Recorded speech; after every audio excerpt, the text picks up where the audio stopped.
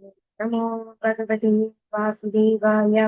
शुक्लाम्बरधरं विष्णुं शशिवर्णं चतुर्भुजं प्रसन्नवदनं ध्यायेत् सर्वविघ्नोपशान्तये। गुरवे सर्वलोकानां विशजे भवरोगिणां निधये सर्वविद्यानां दक्षिणामूर्तये नमः। जन्माद्यस्य यतोऽन्वयातिरतरच्चार्तेष्वभिघ्नस्वराट् तेने ब्रह्महृदाय आदिकवये मुह्यन्ति यत्सूरयः। तेजो वारिमृतां यदा विनिमयो यत्र सर्गो मृषा दाम्ना स्वेन सदा निरस्तकुहकं सत्यं परं धीमहि। धर्मप्रोञ्जितकैतवोऽत्र परमो निर्मत्सराणां सदा वेद्यं वास्तवमत्र वस्तु शिवदं तावत्रयोन्मूलनम्।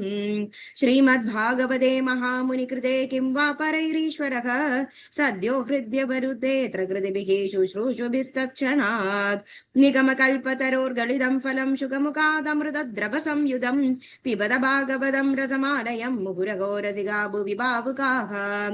नारायणं नमस्कृत्य नरं चैव नरोत्तमं देवीं सरस्वतीं व्यासं ततो जयमुदीरयेत्। यं प्रव्रजन्तमनुपेतमपेतकृत्यं द्वैपायनो विरहकातर आजुहाव पुत्रेदि तन्मयतयोतरवाविदेभु तं सर्वभूतं हृदयं मुनिमानतोऽस्मि। यस्वानुभावमखिल श्रुतिसारमेघम् अध्यात्मदीपमतितीर्षदां तमोदं संसारिणां करुणयाक पुराणगुह्यं तं व्याससूनुमुपयामि गुरुमुनीनां। मूगं करोति वाचालं पङ्गुं लङ्घयते गिरिं यत्कृपातमहं वन्दे परमानन्दमाधवं। यं ब्रह्मा वरुणेन्द्ररुद्रमरुतस्तुन्वन्ति दिव्यैस्तवैः वेदैव स्वाङ्गपदक्रमोपनिषदैर्गायन्ति यं सामगाः।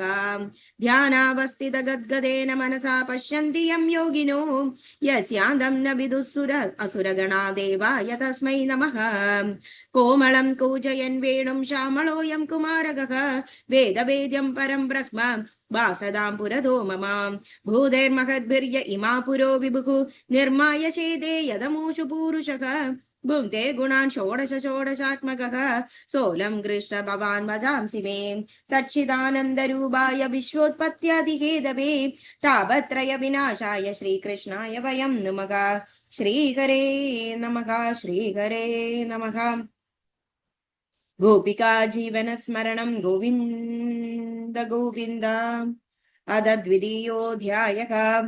विदुर उवाच भवे शीलवतां श्रेष्ठे दक्षो दुहित्यवत्सलः विद्वेषम् अकरोत् कस्मात् अनादृत्यात्मजां सतीं कस्तं चराचर गुरुं निर्वैरं शान्तविग्रहम् आत्मा रामं कथं द्वेष्टि जगदो दैवतं महत् एतदाख्याहि मे ब्रह्मन् जामादु श्वशुरस्य च विद्वेषस्तु यदप्राणां तत्यजेदुत्सजान् सति। मैत्रेय उवाच पुरा विश्वसृजां सत्रे समेधा परमर्षयः तदामरगणा सर्वे सानुगामुनयोक्नयः तत्र प्रविष्टमृषयो दृष्ट्वार्कम् इव रोचिषा व्राजमानं विधिमिरं कुर्वन्तं तन्महस्तदः उदतिष्ठन् तद सदस्यास्ते स्वधिष्णे सखायज्ञयः हृदे विरिञ्जं सर्वं च तत्मा साक्षिप्तचेतसः सदस्सस्पतिभिर्दक्षो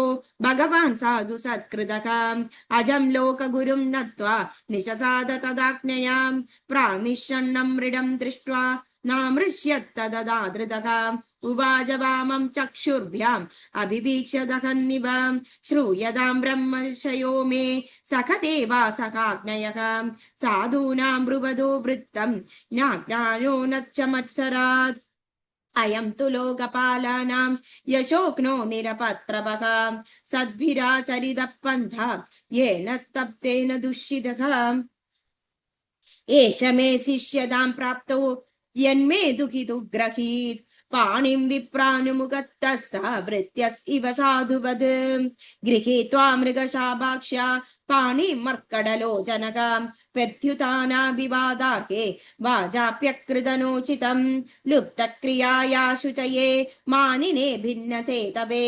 अनिच्छन्नप्यदां बालां शूद्राये वोषधीं गिरिं प्रेदावासेषु कोरेषु प्रेतैर्बुधगणैर्वृतः अडत्युन्मत्तवग्नेयो व्युक्तकेशो हसन्धृतन् चिदाभस्मकृतस्नानः प्रेदस्यङ्ग्रनसि भूषणः शिवापदेशो ह्यविशो मत्तो मत्तजनप्रियः प्रदीपन् प्रमदद्भूतानां तमो मात्रमकात्मनां तस्मा उन्मादनाधाय नष्टशौजाय दुर्हृदे दत्तावदमया साध्वी चोदिदे परमेष्टिनां मैत्रेय उवाच विनिद्यवं सद्गिरिशम् अप्रीतिमपममस्त्वत्तिदं दक्षोदाप उपस्पृश्य क्रुद्धस्पत्तुं प्रचक्रमे अयं तु देवयजन इन्द्रपेन्द्रादिभर्भवां सकभागं न लभतां देवैर्देवगणादमः निषिध्यमानस सदस्य मुखैर्दक्षो गिरित्राय विसृज्य शापम्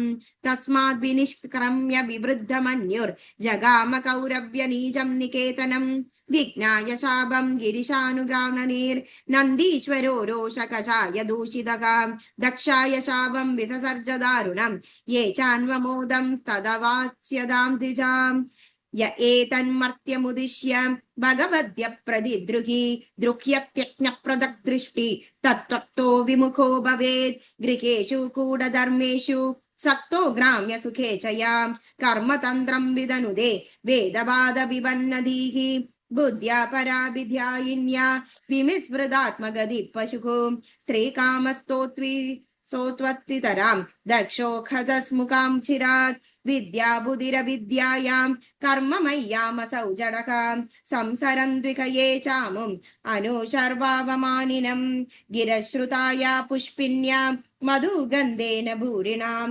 मन्दाचोन्मदिदात्मानं समुह्यन्दुहरद्विषकां सर्वभक्षोद्विजावृत्यै धृतविद्यादपोप्रदाकां वित्तदेहेन्द्रिया रामां याजकाविरचन्द्विकां तस्यैवं दददशापं श्रुत्वा द्विजकुलाय वै भृगुप्रत्यसृजच्छापं ब्रह्मदण्डं दुरत्ययं भवव्रतद्धरा ये च तान् समनुव्रताः पाकण्टिनस्ते भवन्तु सच्चास्त्रपरिपन्थिनः नष्टशौचामूढनियो जडाभस्मास्ति धारिणः विशन्धु शिवदीक्षायां यत्र दैवं सुरासवं ब्रह्मच्च ब्राह्मणश्चैव यद्यूयं परिनिन्दत सेतुं विदारणं पुंसाम् अदपाखण्डमाश्रिताः एष एव हि लोकानां शिवः पन्था सनातनः यं पूर्वे चानुसन्दत्सुर्प्रमाणं जनार्दनः तल्ब्रह्म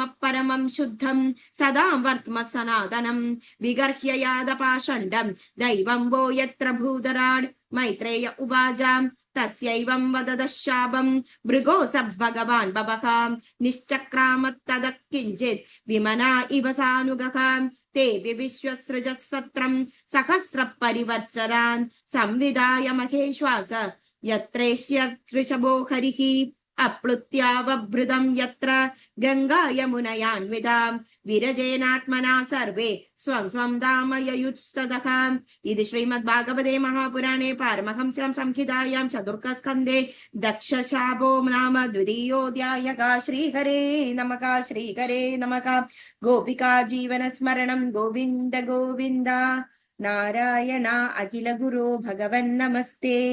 थैंक यू।